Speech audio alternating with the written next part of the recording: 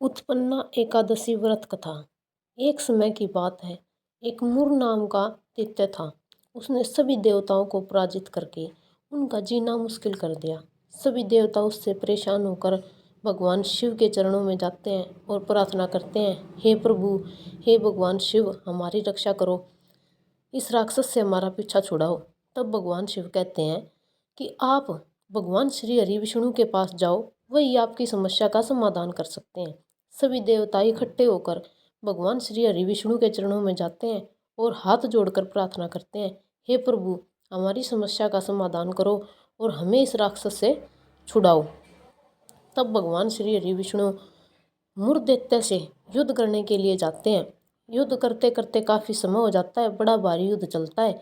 भगवान श्री हरि विष्णु कुछ समय के बाद आराम करना चाहते हैं और आराम करने के लिए बद्री का आश्रम एक गुफा के अंदर सो जाते हैं। सोने के बाद उनके शरीर से एक बहुत ही सुंदर कन्या उत्पन्न होती है।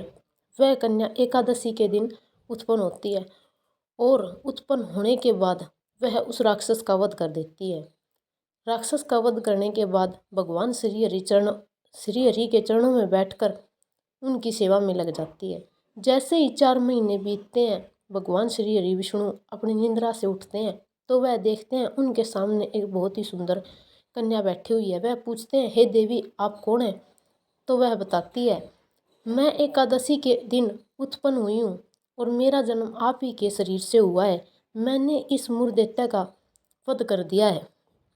तो भगवान श्री हरि विष्णु प्रसन्न होकर उस कन्या को कहते हैं, तुम एकादशी के दिन मेरे ही शरीर से उत्पन्न हुई हो, इसलिए तुम्हारा नाम आज से संसार में उत्पन्ना एकादशी के नाम से जाना जाएगा। जो भी व्यक्ति आज के दिन व्रत करके मेरी पूजा और तुम्हारे नाम की आरती करेगा, उसको अनेकों फल प्राप्त होंगे। तभी से इस एकादशी का नाम उत्पन्ना एकादशी पड़ गया।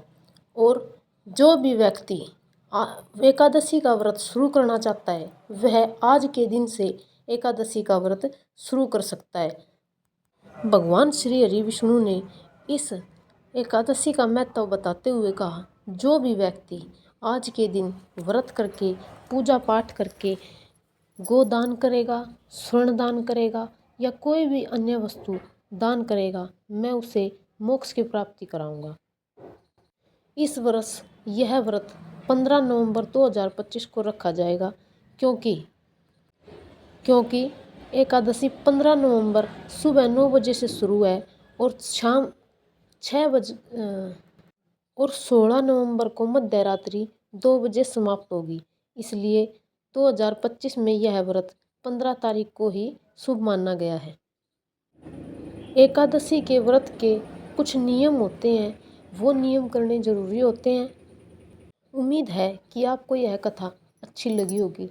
ऐसी और भी बहुत सी कथाएं और कहानी सुनने के लिए आप इस चैनल को सब्सक्राइब जरूर कर लेना, क्योंकि हम समय समय पर ऐसी बहुत सारी कहानियाँ, बहुत सारी कथाएं आपके लिए लेकर आते रहेंगे। धन्यवाद। जय श्री हरि विष्णु।